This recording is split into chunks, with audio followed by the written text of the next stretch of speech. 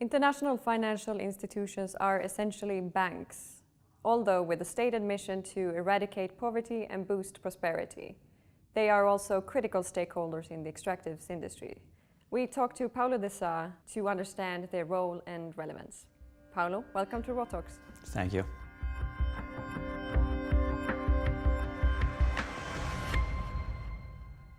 What is the central role of development banks in the extractives today? To begin with, there's a fundamental belief that if properly managed, extractive industries can contribute to sustainable development. And how can they contribute? Basically through two ways: on improved governance and increasing the sustainability of the action. So from the multilaterals point of view, the macroeconomic stability of the country is very, very important. No mining sector can thrive if the economy is not right. So there's a lot of attention on making sure that countries know how to manage the volatility of the commodity prices to avoid boom and bust cycles that are very, very negative for economic development. From the sector side, the World Bank has developed a very nice extractive industries value chain. The natural resource charter is something similar that lines up the steps for a good development of the sector. The key step is the entry, is the legal and regulatory framework to make sure that countries decide what kind of investments they want and how do they regulate the industry. So then the resource mobilization, the fiscal regimes, the quality of the institutions, all of these are things that need to be looked at. The extractive industries are very complicated. There's no simple answer. You strengthen the Ministry of Mines or you strengthen the Ministry of Petroleum and everything goes well. No, there is lots of complicated aspects that need to be integrated and stakeholders that need to be listened to. Both your most recent employers, being the World Bank and the Inter-American Development Bank, are essentially banks. In the context of the extractives, where does the funding go? The IDB still has an emerging extractive industries practice, so it's starting, it's developing. I believe that it's going to become very important. It's a priority for the bank, but right now the amounts are not very significant. The World Bank has had a bumper year last year. The World Bank works with financial years from July 1st until June 30. And for the financial year that ended on June 2016, there was $3 billion invested in extractive industries. Half of it went to a single project, Oyu Tolgoi in Mongolia, with a very complex package of financing and guarantees, political risk guarantees, that made the project possible and viable. But good year, bad year, over the last 10 years at the World Bank, the investment in extractive industries was about $1 billion per year. 2/3 from the private sector financial arm, the IFC, 1/3 from the World Bank itself on policy advice and technical assistance to resource-rich countries. 2/3 for oil and gas, 1/3 for mining, roughly. And the geographical distribution, about 1/3 for Africa, 1/3 for Latin America, and 1/3 for the rest of the world. Why is there more money going to the oil sector? The oil projects tend to be much more expensive than the mining sectors, and there was also now a little bit of a shift to gas, the role that gas can have as a transition fuel for carbon-free economy. So the World Bank has invested a lot in gas to power and improving the gas value chain. In West Africa, and we are planning to do the same thing in East Africa, for instance. So these are things that cost a lot of money. So that's why traditionally there has been more funding to the oil and gas sector than to mining. The World Bank works with the government as their client. Is it local or central government? That's a very good question. And that is one of the main problems from my point of view of extractive industries today. Traditionally, extractive industries development was a business of the central government, but unfortunately this does not work anymore. What we are seeing, for instance, in the mining industry is that the Minister of Mines is no longer capable of enforcing the mining code in many countries. And there's opposition from local governments, there's opposition from local communities, from civil society, and so thinking that we can set the things right for mining sector development from a standalone perspective of the Ministry of Mine, it's not working anymore. So to answer your question, yes, multilateral institutions tend to work with central governments because they are the natural counterparts, but more and more they have to go down and work with subnational governments and local communities, otherwise the projects will not be successful. Does that sometimes cause a conflict between central and local governments? Many, many times, especially in federal countries like Argentina or Venezuela, where the mining policy of the federal government might be at odds with the one of any given province. In Argentina, you have a couple of provinces, for instance, that have banned mining activities, whereby the central government is now very interested in developing the mining sector.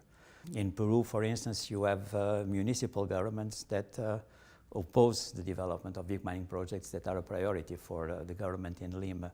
Sometimes they organize referendums at the local community level where the communities sometimes have voted no, we don't want mining development. So what is the hierarchy of laws here? What comes first? Is a national law or the decision of the people that collectively have decided that they don't want the mining project, at least the way it has been conceived or And can developed. Development banks be a broker then between central and local? Absolutely. That's an effort. I believe that development banks have to do more and more. The things are happening now at the local level. It's like some academics like to say, we have to territorialize the mining industry. We have to give it the local development aspect. If it's just, in the past mining codes were very easy because there was always an item that would say mining takes priority over any other activity. If there's agriculture or there's something like that, the government will the private investor will compensate the farmers or the local communities, and will have the authorization to move ahead and develop the mine. It's getting very difficult to do that anymore without more harmonic integration in the national development plans of the country, and especially on the local economic development concepts and ideas. At the regional level, the mining projects will not be successful. In the 1990s, the IFIs, they were discredited for pushing privatization, deregulation, free trade, also known as the Washington Consensus. Can you explain the circumstances around that and the implication of it? Well, there was a radical shift in the geopolitical environment of the world with the fall of the Berlin Wall. And there was an overall conviction that markets were kings, and there was no place for government in economic development. So the rules of the market, competition, free trade, foreign investment were the forces that would shape economic development in the future, with very, very limited role for state ownership and regulation. And that proved to be too much. So we fall into an extreme where poor capacity of governments and lack of capacity to enforce even the rule of law that had been defined as a precondition for development forced to very important limitations in the outcomes of this set of policies. Did they not see themselves that something was not working in what they did? The multilaterals tend to look at, well, first they look at statistics, not at things on the ground, so the statistics come 2 years late, and so there's a delay between how the economists on a big bank see reality and what is really happening on the ground. But from the economic point of view, there were also major progress, and this is a major concern of multilateral institutions, is to make sure that the macroeconomics are run properly and the countries don't fall victims of the resource curse. And so from the macroeconomic point of view, there was also many positive things. The problem was much more on the social side.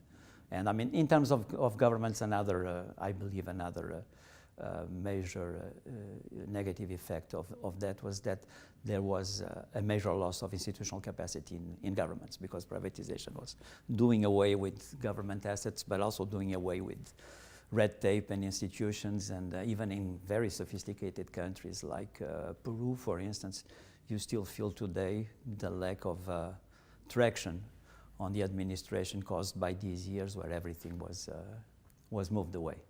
Let's move into today then. How do banks now define their agenda and policy priorities? The agenda has evolved a lot from the early days on private sector development, then came the governance agenda and avoiding the resource curse. At the same time, the environmental and social sustainability became really a priority for multilateral organizations. And now I would say it's inclusive growth. It's disenclaving the extractive industries project and making sure that there are economic opportunities and jobs that are created out of it. It's not just everything for expats and for foreign suppliers. You talked about the focus on research. Within this bank, does policy follow research, or is it the other way around? No, of course. We have to look at what's happening, and then based on good experiences, we can try to encourage countries to replicate what worked in other countries. It's being prescriptive these days is completely unacceptable. One problem of the multilateral institutions, if you allow me to do that, is that the framework for development of mining in developing countries was created from scratch by Chile 30 years ago during the Pinochet regime. And Chile happens to be the most prospective, the most endowed, the best mineral country in the world. And so at that time, for a series of reasons, the bar was set pretty low. And all the other countries had to compete against the best, quote unquote, mining country in the world with a very low bar. And so mining is a global industry. If you want to be part of the industry, you have to look at your neighbors and see what your neighbors are doing. So if Chile, they didn't even have a royalty rate at the time, now they have, but if the royalty rate is 2% and you believe that in your country should be 10%, you're immediately out of the market, and that's the way it works. So it's also difficult. I think that the multilaterals were blamed for the race to the bottom during the period of low commodity prices, but one way or another, that was the way that the market was functioning. And how much external influence is there on the defining the agenda? Oh, there's Donors, a lot, etc. of course, a lot of. We have to listen to our clients, the developing countries, but of course we also have to listen to our shareholders. And our shareholders, each of them have their specific agenda. So free trade, security of supply for the OECD economies are clear priorities. Also a fundamental belief that at least in mining, the key role should be played by the private sector, not by governments, and so that shapes the agenda. But within these constraints, there is a lot of flexibility and a lot of opportunities to develop programs that are adapted to the realities and the political economy of each country. Good governance has been a priority for the development banks for more than a decade, but the environment has changed. Prices dropped, bargaining power shifted. What are the current priorities for the banks? Well, governance remains a key priority for the banks, and that was also, I think, something that related to the outcomes of the Washington Consensus. There is one way or another, I believe, a little bit of convergence from the different stakeholders in the mining industry.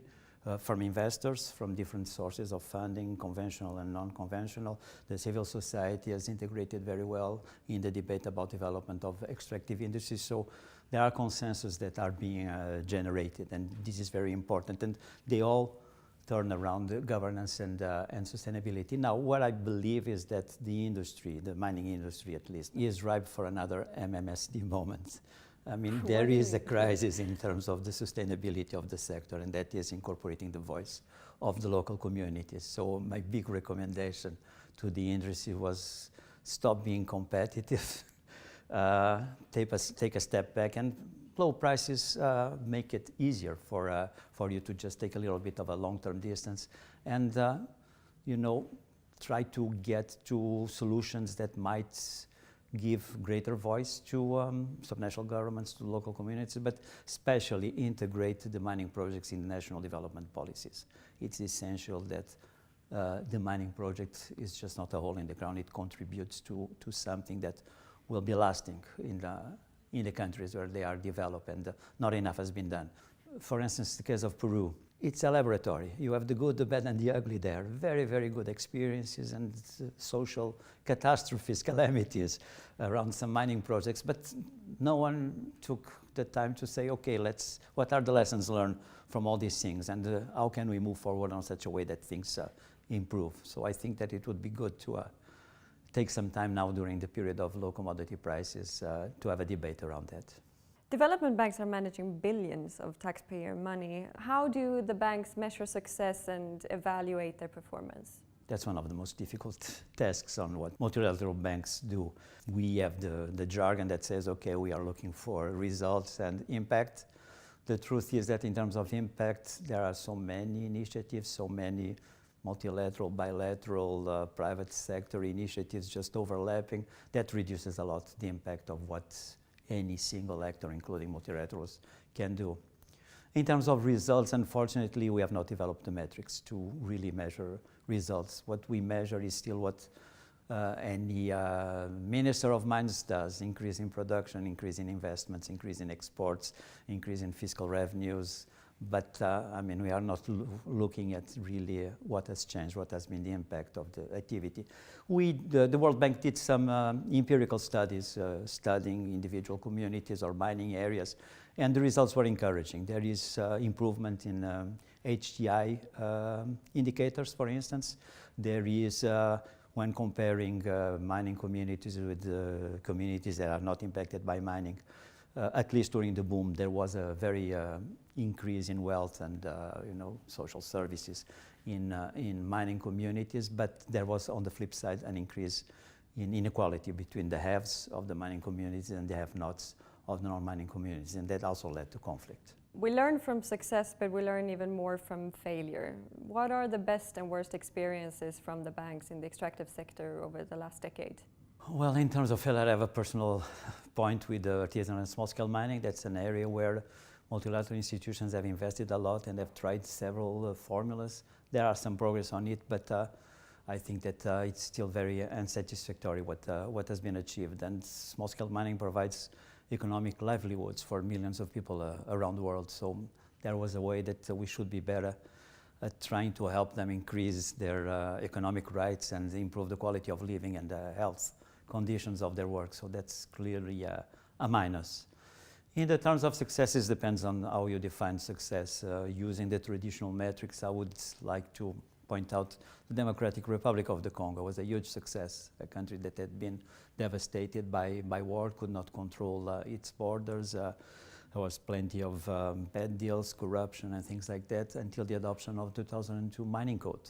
That changed completely the sector, and 10 years later, it's of course the most important sector in the economy. It was able to attract $13 billion of foreign investment.